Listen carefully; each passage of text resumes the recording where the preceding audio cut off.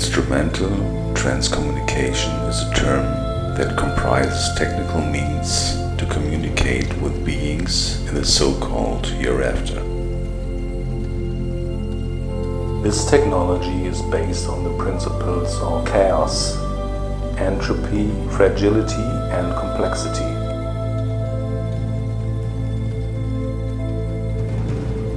However, these principles are also present in nature. They are present in the rustling leaves on a tree moving softly in the wind. They are present in structures rendering in clouds. They are present in the modulation of light coming from the sky. They are becoming visible in the structures generated or created by freezing water.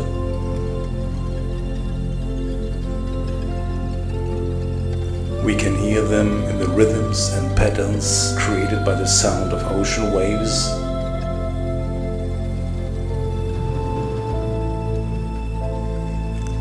We can see them in the optical patterns created by light getting reflected from the surface of a lake.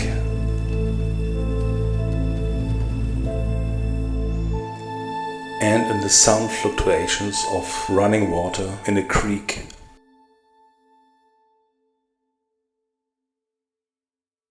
At the place where I live, there is a small park located directly beneath my house. And there's a small creek running through this park, and I frequently visit it to watch the water flow and to hear the babbling sound.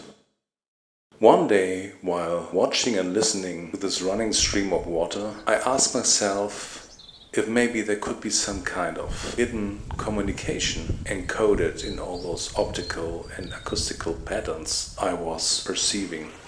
And if this could be a channel where something or someone from the hereafter could try to contact me and tell me something. So I took my smartphone and made a video. I made a video from the running water, from the visual images and from the sound. And I took an app that was able to split a recorded video stream into single frames. And I watched all those frames very carefully, looking for patterns. And what I found was an amazing abundance of shapes, of persons, of entities, of symbols, of objects. There were not just a list of things coming to my eyes, but moreover I realized that all this was telling me a story. And this is what I want to show you now. What I want to show you is the story I got from watching this water flowing through the creek. What you will see now is not pure evidence for the real existence of visual transcommunication.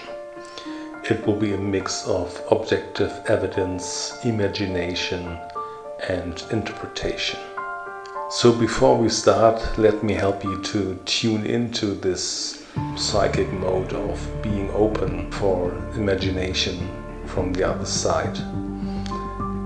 And thus I will present you the first picture, the start of this story, with some explanations I will give you. And I will highlight optically the elements in the images I recognized to explain to you what I have experienced by watching these images. And hopefully you can tune into my imagination and understand better why the story is the way I'm going to tell it to you. So take a look at the first picture. At the bottom of the picture I highlighted an object that in my eyes is showing a man wearing oriental suits and a turban, and we're watching him from the back, so we see his back, and he seems to be watching the scenery that is in the upper part of the picture. Then we have another structure to his right side that in my eyes looks like a female, also dressed in oriental clothing, and there's something hiding her head and neck, something like a headscarf, and also she's looking to the scenery so we can just watch her from the backside.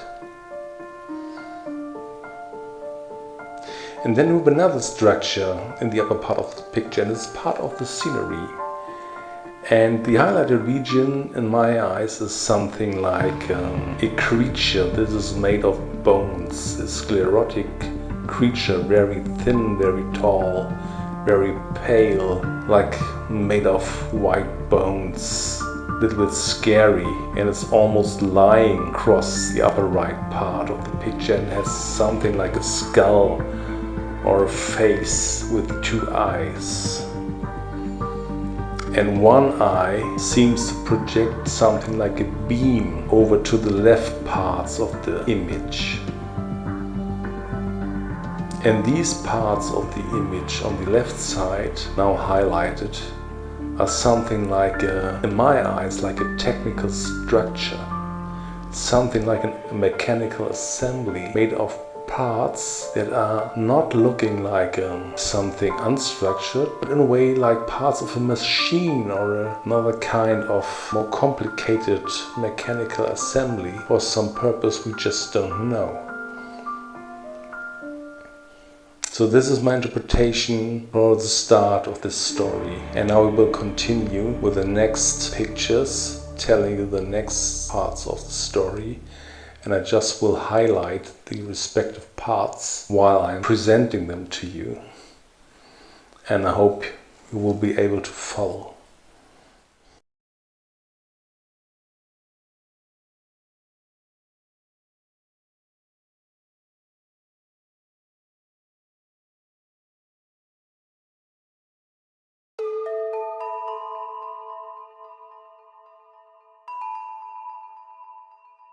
We are watching a person in a room. It's the magician working in his chamber. He's wearing a black cape or robe. His head is white. He's in a sitting position. In front of him is a table. In his hand he's holding something that is emitting a beam. The beam is projecting something into a frame-like structure. In the center of the structure, the face of a turtle is appearing. It was generated by the beam and the intention of the magician. We are watching him while doing his work. In the next scene we can identify more details of the magician and his shape. We again can see the black robe, and we can identify a small head, very white, pale, and also the neck. It seems the magician is looking upwards. He still holds something in his hand that projects a beam, obviously towards some kind of screen on the wall, not perfectly visible, but partially. And it seems that some kind of technical drawing is on the screen, a cylindrical object with extensions like small antennas.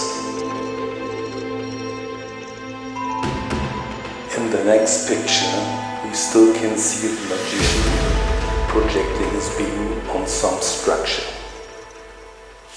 But there's more to see. At the lower part of the picture, we still can identify the young female dressed in oriental clothing, and in the upper right part we can see a face with white teeth looking down to the observer, and there's even more to see.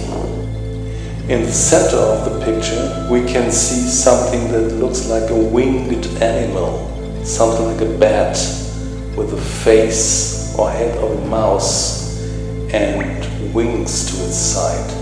Moreover, in the upper right part, the rim of the picture, we can see some of the architecture of the cave or the chamber the magician is living in. We can see that some kind of doorway is going from the side to the rear part of the room.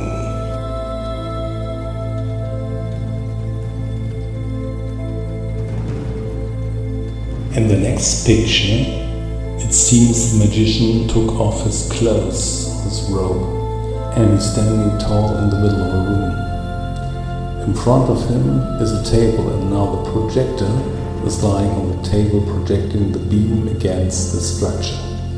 The beam seems to have set off a whole sequence of evolutionary shapes becoming visible at the left side of the picture. The next thing we see is that he managed to realize a human face with eyes and ears and a mouth and a mustache. And on the next picture we see that the structure already has changed again, and now we see something like the shape of a horse head becoming visible.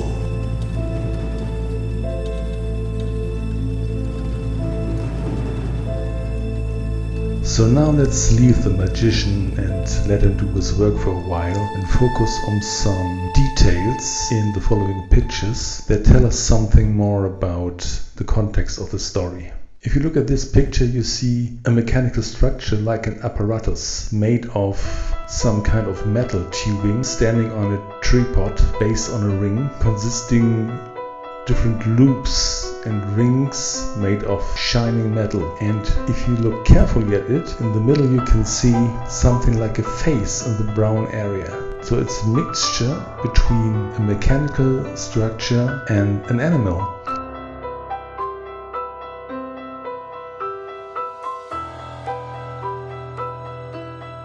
The next picture is even more strange.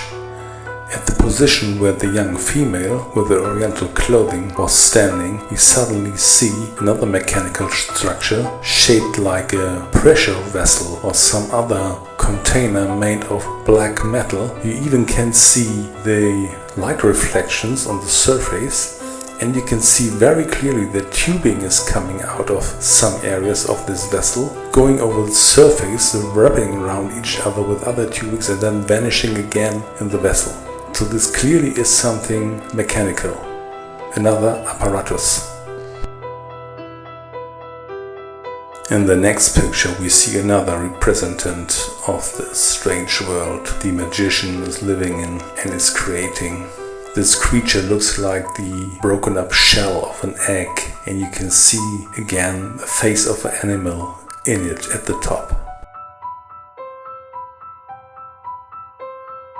And we can see the orientally dressed couple still there, observing this scene.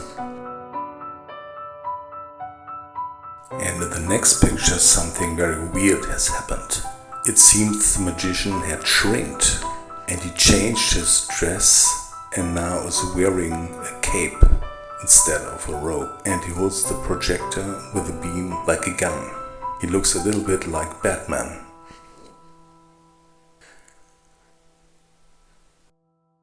Now the scenery turns into drama. Under the beam of the magician, the head of a dragon or of a snake appears. And in the next picture we can see that this creature starts to live. His mouth is now wide open to the left. His forehead is frowned, his eyes like slits, and he's crying out in anger, fear and pain.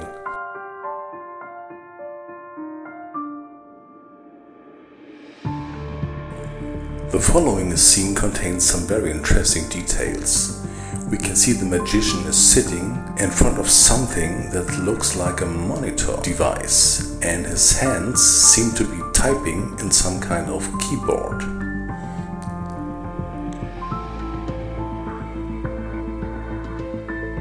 Below the structure that looks like a monitor, there is another structure, a cylindrical object with legs that seems to fulfill some technical purpose, we don't know, and also it looks a little bit like an animal.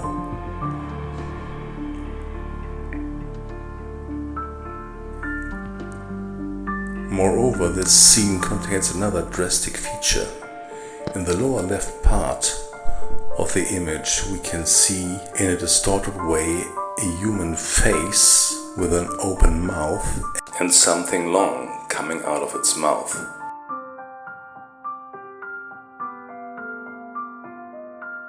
The next picture again shows a technical structure like a machine peering under the influence of the beam.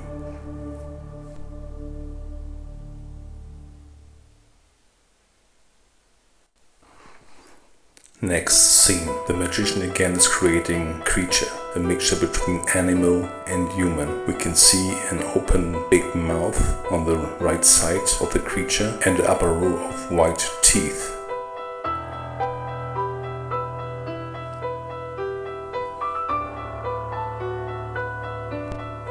In the next picture, the scenery has changed dramatically. Instead of new creatures, we see some kind of projection screen, big sheet of paper or a whiteboard, and projecting an image against it, like a video show.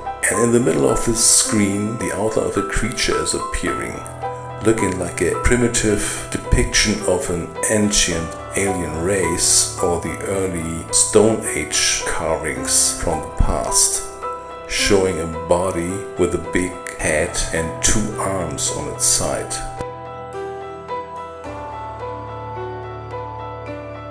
The scene has changed again and shows us a dramatic moment. We can see a creature, probably humanoid. It has very long legs, a small, very thin body and a very small head. And he's sitting on a chair in a position that makes him look very depressed, or even knocked down. And in front of him we see the whiteboard again with a big symbol it displays, and the symbol is a character X. I have the feeling that there's a person that is teach something, who is undergoing a lesson, something he has to learn, confronted with something where he probably failed in his previous life.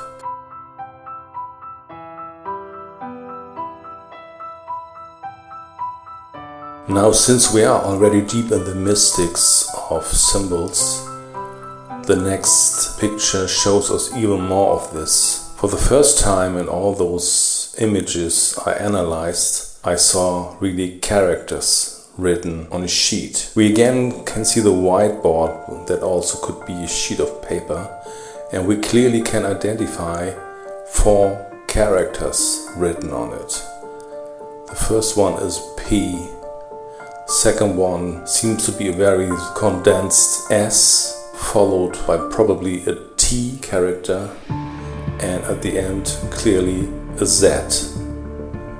We have no idea for what these characters are standing and what their meaning is.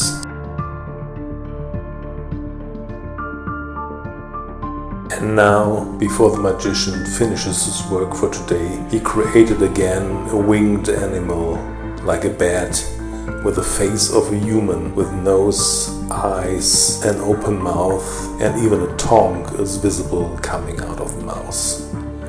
And this creature just flies away.